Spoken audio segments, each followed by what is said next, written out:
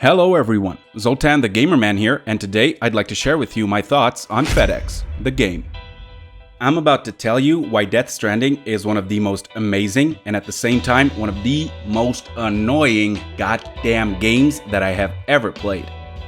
Oh, and if you like this video, please don't forget to leave a thumbs up and also check out my other videos on my channel and subscribe to it if you like what you see. Now let's get right into it. Now, it's no secret that Death Stranding looks absolutely gorgeous. As of November of last year, it's a last-gen game, but it looks fabulous on the PlayStation 5. I mean, it had me with my mouth wide open or going whoa, whoa, whoa on many occasions. I mean, the terrain that you have to cross just looks amazing, and the draw distance is humongous and superb. And I mean, you can literally go to any place you see in the game. I mean, there is no mountain too high, no valley too deep, no river. Well, actually, you can get swept away by the rivers, but you don't need to worry when you do because your suit has a built-in floaty device thingy that just pops you back up to the surface, and from there you can paddle back to the safety of the shore. Anyway, the character models are also really well made. They all look really good, and the lip syncing with the dialogue is one of the best that I've ever seen. Sans movement as you cross all sorts of fields, hills, rivers, roads, valleys, beaches, and snowy mountaintops is also always on point, with a few visual shortcomings here and there, but really nothing to complain about. And let's not forget about the really awesome visual effect the rapidly sprouting, growing, then decaying and dying vegetation makes when it rains time in the game. I'll discuss the time rain a little bit further on in the video, but as for its visuals, Death Stranding just looks beautiful.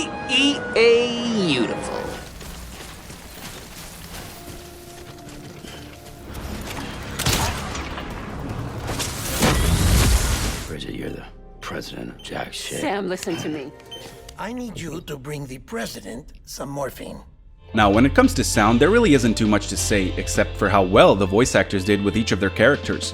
Now, there were times when the dialogue seemed to be a little flat, and there was a little too much exposition dumping for my taste. Now, the game's music is very relaxing, very appropriate for the tone of it, so I really enjoyed that, while the environmental sounds and really almost every other type of sound that you encounter in the game, like vehicles, weapons, and all that, really do take a backseat and let you focus on the more important aspects of Death Stranding.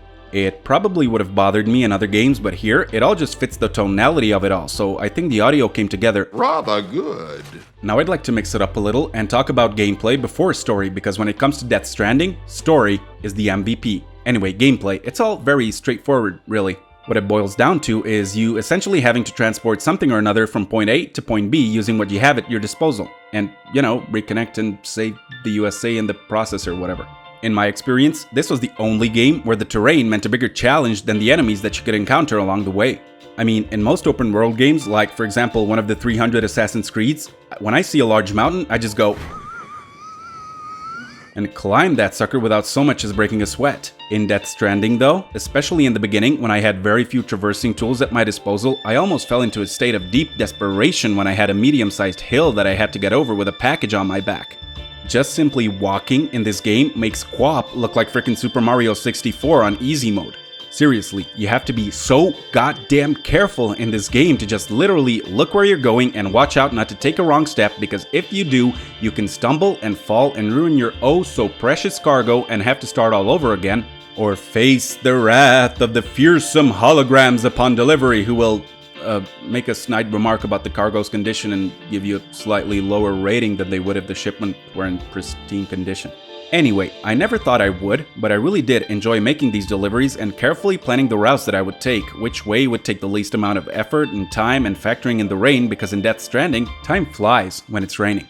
By that, I mean that rain accelerates the rate at which everything decays, and that includes your equipment and cargo. Stay out in the rain too much, and both your cargo and your equipment will get ruined, and that will result in more tedious journeys, as well as that snide commentary from the NPCs that I talked about earlier. Ooh.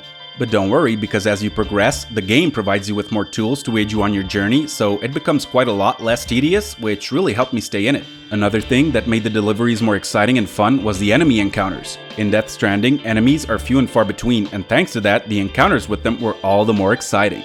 There are these things in the game called BTs, which are sort of like ghosts or demons that appear when it's raining, and especially in the beginning, they can be quite a doozy to deal with, as you don't really have any means of killing them, so your only option is to use some good old-fashioned The other types of enemies in the game are called mules, and since the game revolves around you being a nice little transporter and making deliveries to people, guess what they want to do? Strip you of your cargo and take it for themselves. I'd like to commend the game for having great timing, because whenever something got too tedious, it always threw in a brand new bone and provided just the right tools to make it more engaging. After a time though, everything kind of became just too repetitive. I had to take the same delivery routes again and again, go by the same enemy camps and BT areas. It all just became bland and uninteresting. I mean, a little over the halfway point, I could give the mules a kicking without much effort, and the BTs just became a little more than a nuisance that I could take out by quite literally throwing my own feces at them, or, a few other less disgusting ways as well. To sum it up, gameplay is not bad, not bad. Now strap in for the main attraction, which in this video's case is the story. In Death Stranding, you play as Sam Bridges, one of the few courageous couriers that dare venture outside into the dangerous world and deliver vital packages to the rest of the population who are scared and holed up in underground bunkers that protect them from the dangers on the outside, like time rain and BTs, package-stealing mules, and also a rather unseemly group of supernatural terrorists. And guess what? You are exactly what the United States of America needs to make it great again.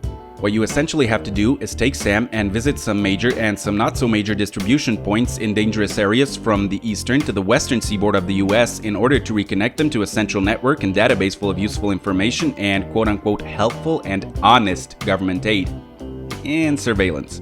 Death Stranding really does have an interesting story, but in my opinion, it's all too convoluted and much too drawn out. Now, around the end of the first third of the game, there was a revelation that filled me with a sensation that I've never ever felt in a video game before. Now, if you don't know what I'm talking about or haven't heard about this before, then I will give you a teeny-weeny little spoiler warning, because I'm about to talk about something that isn't really part of the story per se, but it is one of Hideo Kojima's goals with Death Stranding. So here goes.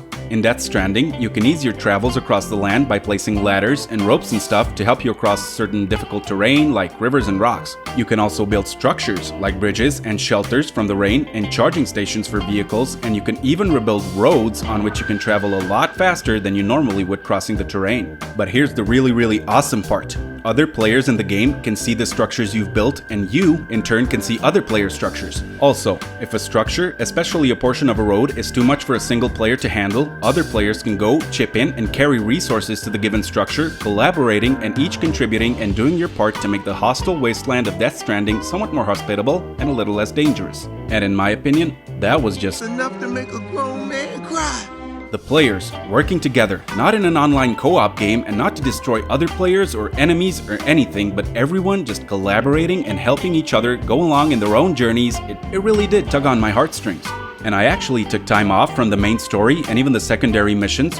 Well, not really missions as much as less important deliveries, but anyway, I spent my time not doing those, but carrying resources to structures and helping to build them and building my own across places that I thought could be useful for other players. And honestly, this filled me with such a sense of achievement, such a sense of community and unity that I really haven't experienced in any other game, not even in MMOs, which I have played for quite a long time. And for this reason, Death Stranding and Mr. Kojima will always have my respect. But as much as I enjoyed building the roads and helping others and donating equipment I didn't need to others who might, it did get a little repetitive after a while. And just after getting to the last sort of area of the game, I decided to focus on finishing the main story, which up to that point I found to be quite interesting. I mean, it got me hooked at the start, kept me going in the middle, throwing in just enough plot twists and intriguing exposition to keep me invested, and then completely fucked everything to Kingdom Come with an ending that was so fucking long and drawn out that by the time I actually finished the game, I was completely disinterested in the story. I couldn't give a rat's ass about the characters, and all I wanted was just to finally see and hopefully skip the credits and be able to say, "It's done." And thankfully, I did get to see the credits. Twice. But I couldn't skip them. Neither time. Without exaggeration, I spent 3 frickin' weekends trying to finally finish this bitch, and I have never felt as tired or fed up with the game as I did with Death Stranding after the final credit mercifully rolled. Honestly, I just wanted to quit so many times towards the end, but there was an evil, sadistic little voice in the back of my head that kept going, "Finish it! Finish it!" And I don't know, maybe on some level my subconscious feels that I deserve the pain because I kept listening to it. And by the way, by my count, this game has 9 fucking endings. Each day, I sat down hoping to finish it, and each day I had to stand up knowing that I failed. every play session ended like, Fuck you, and I'll see you tomorrow. Fucking idiot. but then, it finally happened. I got through the final ending, the credits rolled for the second time, and I fell to my knees and breathed a sigh of infinite relief. I'd finished Death Stranding, and I'm stronger for it. As you already know, I measure playtime in weekends, so as Death Stranding is now, with the main story finally wrapped up, it took me about 6 weekends to finish. As I said, at one time, I got really swept up by the spirit of giving and helping out other players, so I've spent at least one weekend just hauling resources to building sites and completing deliveries of cargo lost by other players and stuff like that. Now I could have cut my playtime by about a couple of weekends if I wanted to, but at that time, I unfortunately didn't know of the horrors that would await me towards the end. I think Death Stranding is an absolutely wonderful, mesmerizing, captivating, and awesome game. Up to a point. And from that point, at least for me, it just became a tedious chore that I had to finish not because it was so interesting, but because I just wanted to see it through to the end, to see if there is any point in all the, in my opinion, overly convoluted, but ultimately not really shocking or surprising twists and turns the story had taken.